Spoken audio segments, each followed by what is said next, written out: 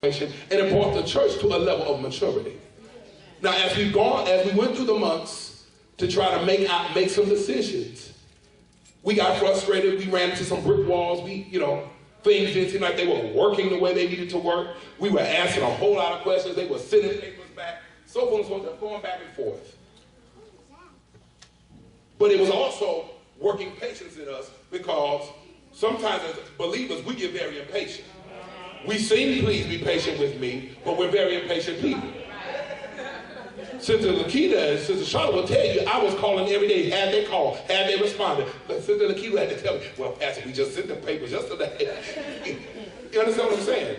And so it matured us in some things. It worked patience in me, so now I know how to wait a little bit longer.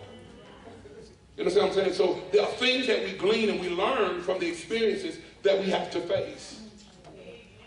And so as the months and times went on, finally it looked like things were falling into place, and we thought we were going to be in here one day. That wasn't happening.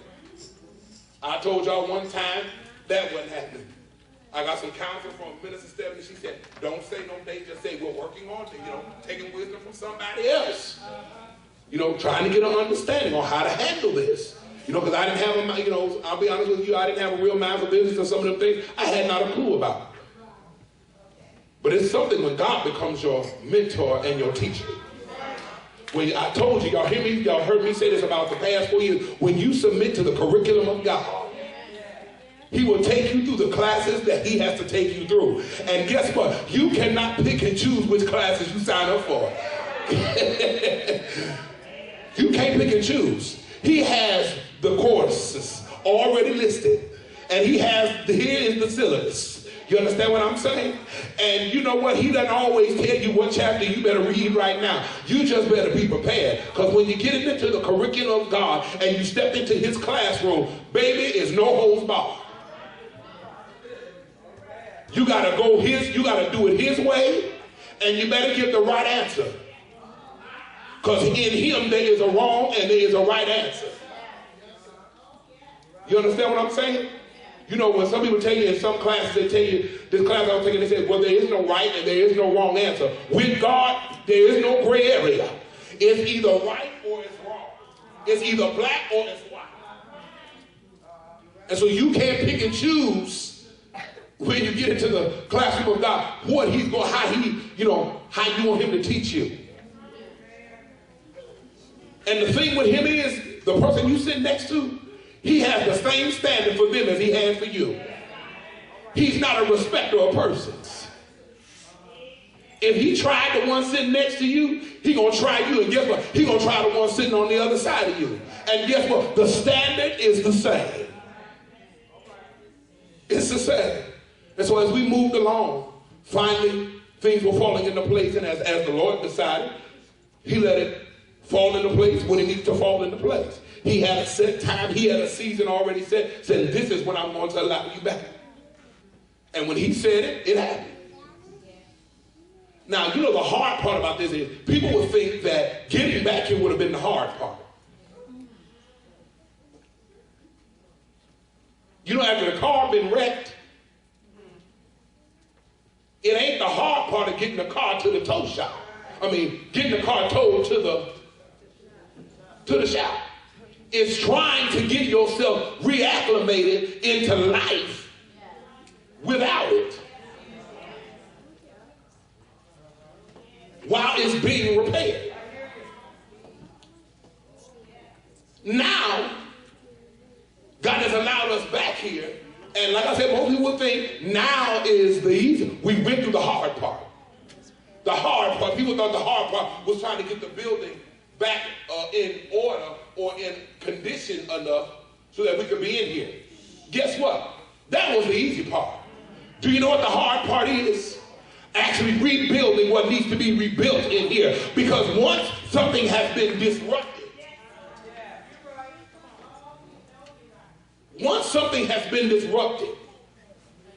trying to put it back together, not even so much the physical infrastructure, but the moral infrastructure It's harder to put back together. Getting back into the routine of things, picking back up where you left off.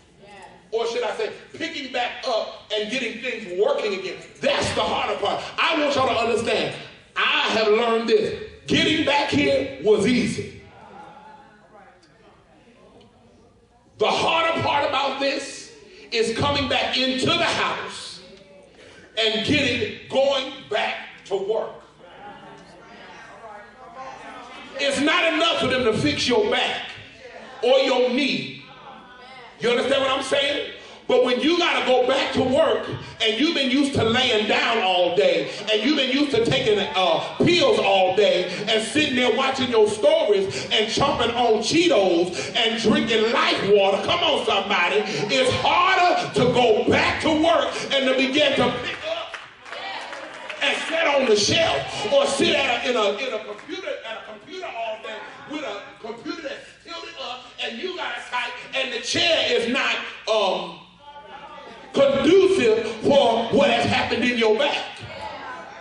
Or you got to sit there and that knee done stiffened up because you done stretched it out because that's what you were used to doing at home. And when you got up out your lazy boy, you could hop around the house for a minute until it loosened up.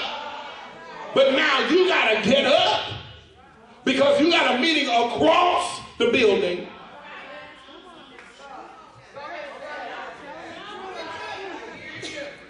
Getting reacclimated to the work environment and the job description and what you've been hired to do is tougher.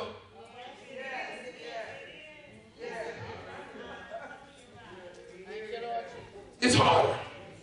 And so I introduce to you now, my brothers and sisters, that for us to get the job done here and for us to fulfill the mission and the vision of this church, guess what? We have to have a mind to work. Oh, the claps are far and few, but somebody really needs to clap their hands because I want you to know, if you cannot fulfill your job description, God does.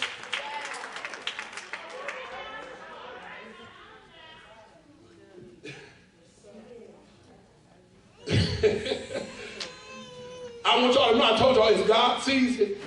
Remember I told y'all that a couple of weeks ago? That the season that we're in now, we were hollering about it's my season. And everybody's trying to discern the season to finish, and the season of this. No, I changed the whole, when I was talking to a friend of mine, I agreed with it. It's just God's season now. And God has let the church have its season for season after season after season. And God said, now, this time, this is my season, and I'm going to do this my way. And I come to find out he's been doing it his way since along about June. When the water came through the floor downstairs, it's been his season. And he's been doing it his way, at his speed, at his tempo, and he's been doing it the way he wants to do it. And I have no other choice but to say, yes, Lord. That's all he wants, is just to throw up our hands and say, yes, Lord. I'm going to let your will, we pray that prayer all the time, Lord, let your will be done. But the thing is, we are half the time, we don't really know his will, and we really don't mean what we're saying. We say, your will be done. I'm telling you, it means that there's going to be some valleys, there's going to be some mountains, there's going to be some fire, there's going to be some hurt, there's going to be some disappointments, there's going to be some setbacks, there's going to be some no's, there's going to be some stops. In his will. In his will being performed. So we built the wall. The entire wall was joined together up to half its height, for the people had a mind to work. Like I said, I want you to read Nehemiah chapters 1 through 6 in your leisure. Make it your business to read it and then get the full history on this wall in Jerusalem being rebuilt. But we want to look at, and they had a mind. Let me say this about the mind. The Negro College Fund said the mind is a terrible thing to waste.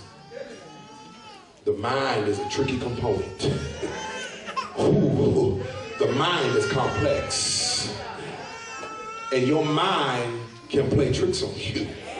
And your mind